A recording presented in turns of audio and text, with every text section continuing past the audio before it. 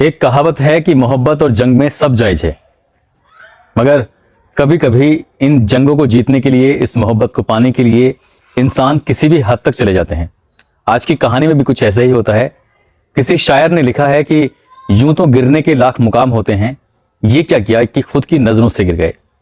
कहानी ही कुछ ऐसी है कि जो किरदार है वो खुद की नजरों से गिर जाता है और जमाने वाले उस पर थू थू करते हैं। आदाब, नमस्कार, सत श्री अकाल। मैं उस्मान सैफी। आज की जो सच्ची घटना मैं आपको सुनाने जा रहा हूं, ये सच्ची घटना है बिहार प्रदेश के जिला मधेपुरा की। जिले मधेपुरा का एक थाना है सिंहेश्वर, और इसी थाना क्षेत्र का एक गांव लगता है। एक गांव की रहने वाली एक महिला का नाम, जिसकी उम्र लगभग 45 साल के आसपास। वो महिला सिंहेश्वर थाने में जाती है रोते हुए, बिलखती हुए, और जाकर कहती है कि 5 लोगों ने मिलकर मेरा बलात्कार किया है, 5 लोगों ने मिलकर मेरे साथ दरिंदगी की है, और मेरा पति सामने उनकी गिड़गिड़ा रहा था, रहम की भीख मांग रहा था, लेकिन साहब उन्होंने मेरी और मेरे पति की एक भी नहीं सुनी। जब ये वाकया वो बता रही है तो आंखों में आंसू हैं, और उसकी बेबसी को देखकर कोई भी सहज ही अंदाजा लगाया जा सकता है कि वो महिला वाकई कितनी परेशान थी। जब पुलिस के सामने रो रो कर अपनी बातें बता रही है तो पुलिस ने उसकी बात को, उसकी परेशानी को गंभीरता से लिया, और गंभीरता से लेने के बाद 5 लोगों के विरुद्ध संबंधित धाराओं में मुकदमा दर्ज कर लिया जाता है। मुकदमा दर्ज करने के बाद पुलिस उन 5 की तलाश में जुट जाती है, और तमाम कोशिशें करने के बाद भी 5 हाथ नहीं लगते। धीरे धीरे वक्त गुजरता चला जाता है। 10 दिन, 15 दिन, 20 दिन, ना उन 5 का पता चलता है, और ना ही उस महिला के पति, जिसका नाम है दिनेश सिंह, ना उसका पता चलता है। पुलिस बेहद परेशान थी, और ये महिला रोज ही थाने में आकर बैठ जाया करती थी, किसी से कुछ नहीं कहती थी, और जाकर वहां बस आंखों में आंसू थे और कुछ नहीं। उसके रोज का यही किस्सा था। पिछले 15-20 दिन से लगातार वो महिला थाने में आती है, रोती है और वापस चली जाती है। आखिरकार पुलिस को लगता है कि वाकई ये महिला बहुत परेशान है। जिन लोगों ने इसकी पत्नी के साथ गलत किया है उन्हें पकड़ना बेहद जरूरी है। अब पुलिस की टीम लग जाती है उन 5 आरोपियों की तलाश में, जिन 5 आरोपियों ने इस महिला के साथ गलत किया था, इसके साथ दरिंदगी की थी, और इसके पति का अपहरण कर लिया था।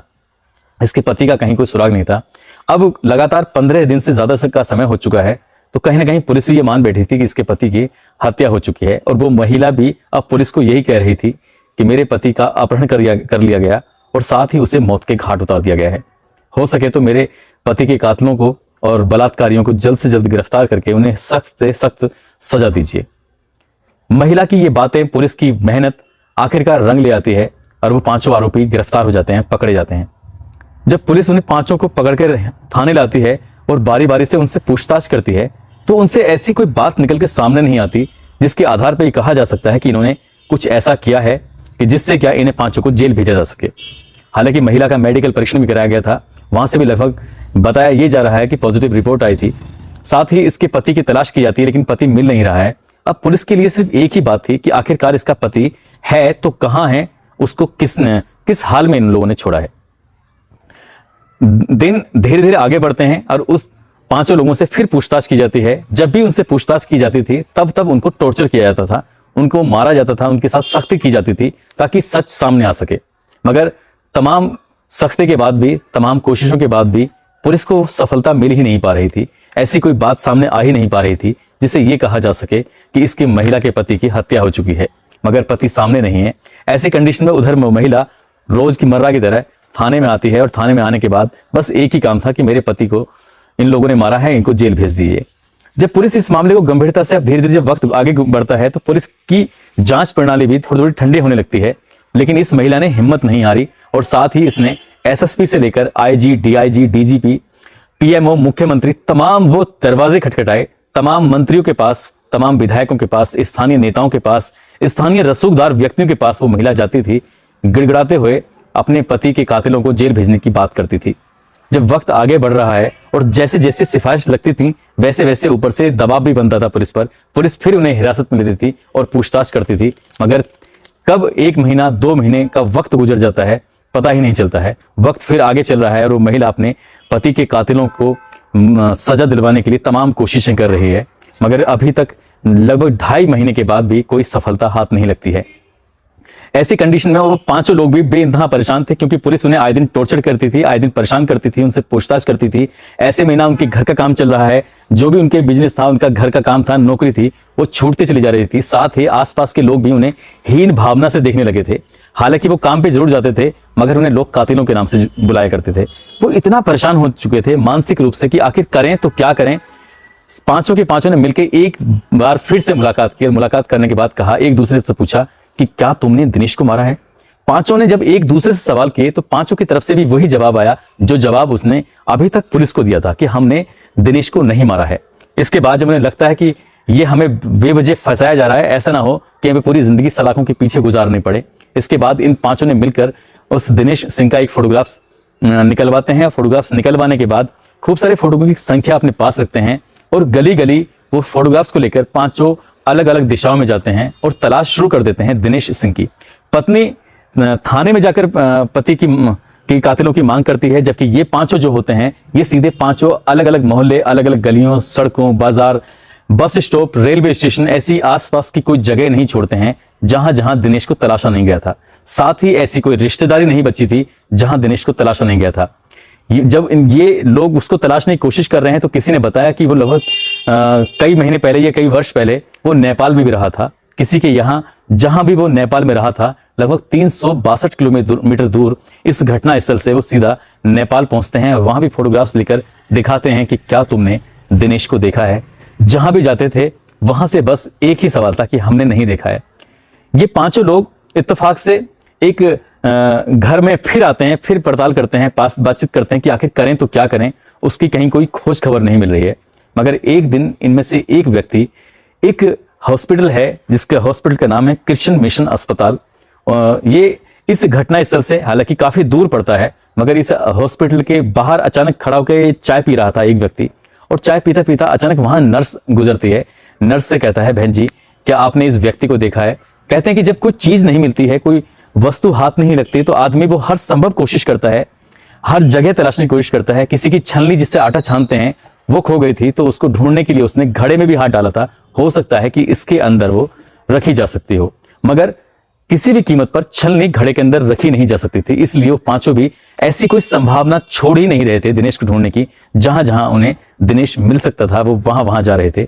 जब नर्स से पूछा तो नर्स ने कहा, ये व्यक्ति है या कोई और है, मगर इससे काफी मिलती जुलती शक्ल है, जो कि हॉस्पिटल के फला नंबर कमरे के अंदर अपना उपचार करा रहा है। ये बात सुनने के बाद ये व्यक्ति ने जो नर्स से बातचीत की थी, पूछताछ की थी, वो चुपके से जाकर उसी कमरे के अंदर झांक कर देखता है तो इस रानी देवी का पति और रानी देवी का ससुर पिता, ये दोनों ही एक कमरे के अंदर मौजूद थे। यहां इसका उपचार चल रहा था दिनेश सिंह का। दिनेश सिंह जिसको अभी तक मरा हुआ बता रहे थे, मुर्दा बता रहे थे, वो दरअसल वो मरा नहीं था बल्कि जिंदा था। जिंदा है तो क्यों है, और उसकी पत्नी अपने पति के कातिलों को या फिर उसके बलात्कारियों का जो आरोप लगाया गया था, आखिरकार उन्हें क्यों फंसाना चाहती थी? अब ये एक बड़ा सवाल बन गया था। उस व्यक्ति ने तत्काल प्रभाव से पुलिस को सूचना दी।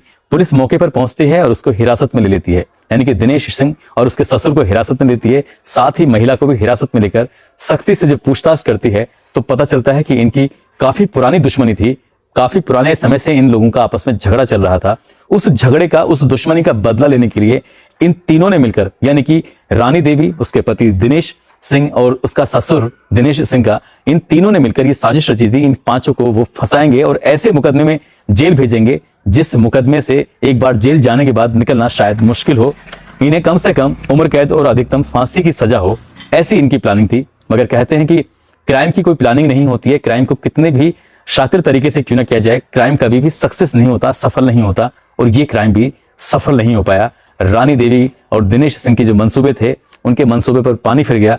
अब तक जो जिल्लत की जिंदगी ये पांचों लोग जी रहे थे, अब जिल्लत की जिंदगी रानी देवी और दिनेश सिंह जी रहे हैं। अब लोग उनके मुंह पर थू थू कर रहे हैं, क्योंकि उन्होंने अपनी इस लड़ाई को, अपनी इस जंग को जीतने के लिए जिस तरह का षड्यंत्र रचा है वो वाकई शर्मनाक है।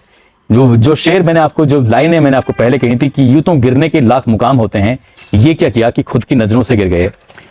लड़ाई लड़ने के तरीके बहुत सारे हो सकते थे, लेकिन समाज में आप किसी को बलात्कारी कहकर उसको परेशान करेंगे, उसको बदनाम करेंगे, तो उनकी बहन बेटियों पर समाज में उस व्यक्ति की क्या इज्जत रहेगी, क्या उसकी मान सम्मान रहेगा, सहजी अंदाजा लगाया जा सकता है। और ऐसे ही न जाने कितने मुकदमे होते हैं जो बेकसूरों को बलात्कार जैसी धाराओं में जेल में गुजारने पड़ते हैं। हालांकि पुलिस का रोल यहाँ पर अच्छा रहा, लगातार पुलिस पर दबाव बनता था, वो पूछताछ तो करते थे, मगर ठोस सबूत न मिलने के कारण उन्होंने उन्हें जेल नहीं भेजा। अगर जेल भेज दिया गया होता तो शायद उनकी जिंदगी जेल में ही कटती, क्योंकि पुलिस पूरी ईमानदारी से दिनेश सिंह को शायद कभी तलाश नहीं कर पाती। दोस्तों, इस खबर का सोर्स है आज तक। आज तक पर मैंने ये खबर पढ़ी थी और वहीं से जानकारी जुटाने के बाद ये खबर मैं आज तक पहुंचा रहा हूं आप तक। तो आप अपना ख्याल रखें, सुरक्षित रहें। जय हिंद, जय भारत।